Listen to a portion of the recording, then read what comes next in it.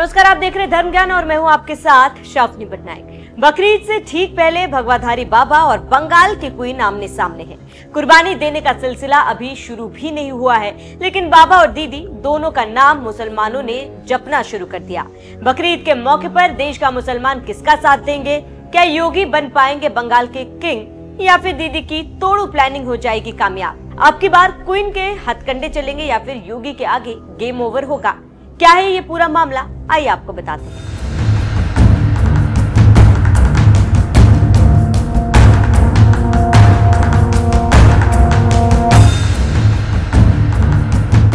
दरअसल ईद से ठीक पहले यूपी के मुख्यमंत्री योगी आदित्यनाथ एक बार फिर एक्टिव हो चुके हैं।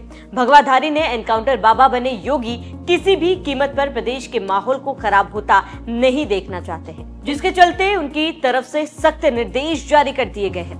अब ना ही प्रतिबंधित पशुओं को काटने की इजाजत मिलेगी और ना ही कुर्बानी से जुड़ी कोई तस्वीर या फिर वीडियो सोशल मीडिया पर डाली जाएगी। ऐसा कहना है यूपी के मुख्यमंत्री योगी आदित्यनाथ का, क्योंकि यूपी में भावना का सम्मान है लेकिन जनहित सर्वोपरि है।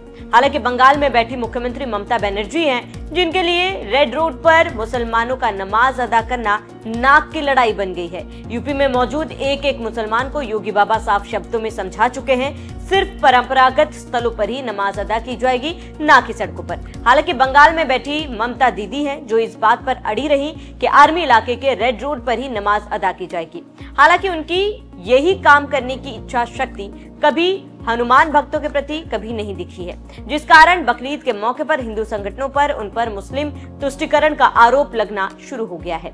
दरअसल ये पूरा मामला कोलकाता के रेड रोड से जुड़ा है। इसी रोड पर कोलकाता के रेड रोड भारतीय सेना की ईस्टर्न कमांड गणतंत्र दिवस के दिन वैसी ही परेड करती है जैसी दिल्ली के कर्तव्य पथ पर होती है। इसी रोड पर सेना अपना सैन्य अभ्यास करती है। इसी रोड के बगल में भारतीय सेना की ईस्टर्न कमांड का मुख्यालय। इसी रोड पर द्वितीय विश्व युद्ध के दौरान फाइटर प्लेन उतरा करते थे, जो कि इसी सड़क की मिट्टी का रंग लाल है, जिस कारण इसे रेड रोड भी कहते हैं। हालांकि इतना सब कुछ होने के बाद रेड रोड पर धार्मिक आयोजन की परमिशन मिलना हैरत में डालता है। नमाज अदा करने में यहाँ कहीं कोई दिक्कत नहीं है, लेकिन जब यही परमिशन हिंदू संगठनों को हनुमान चालीसा का पाठ करने के लिए मिलती है तो उस पर ममता सरकार रोक लगा देती है। इन्हीं कारणों के चलते अब सवाल उठ रहा है कि बकरीद से ठीक पहले ममता का यही हथकंडा उन्हें बंगाल की फिर से क्वीन बनाने में सफल हो पाएगी, जबकि बंगाल की कुल आबादी में 27% जनता इस्लाम को मानती है।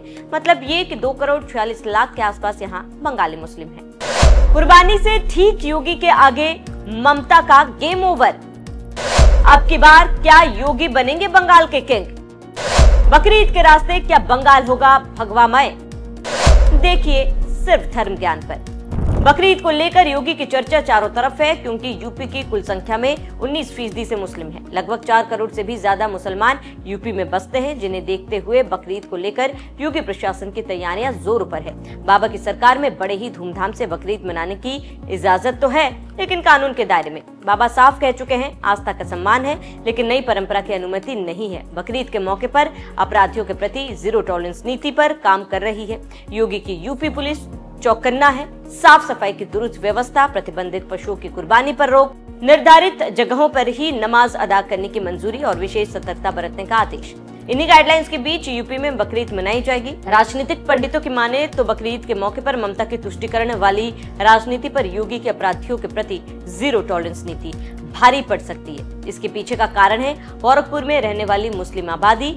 ये जग जाहिर है कि गोरखपुर योगी के लिए शक्ति का केंद्र है और शक्ति के इसी केंद्र के इर्द गिर्द मुसलमानों की घनी आबादी बसती है, जिन्होंने योगी को 5 बार सांसद बनाकर संसद भेजा और फिर उसके बाद सांसद से मुख्यमंत्री बनाया। इसी को देखते हुए योगी प्रशंसक दावा करते हैं कि देश का मुसलमान नींद से जाग उठा है, सही गलत में उसे फर्क करना आ चुका है। भारत के मुसलमान में अब योगी में अपना भविष्य देखना शुरू कर दिया है। अगर इन दावों में सच्चाई है तो क्या ये समझा जाए कि योगी के आगे ममता की तुष्टीकरण वाली राजनीति का गेम ओवर हो चुका है? इस पर आप क्या सोचते हैं? कमेंट कर जरूर बताएं।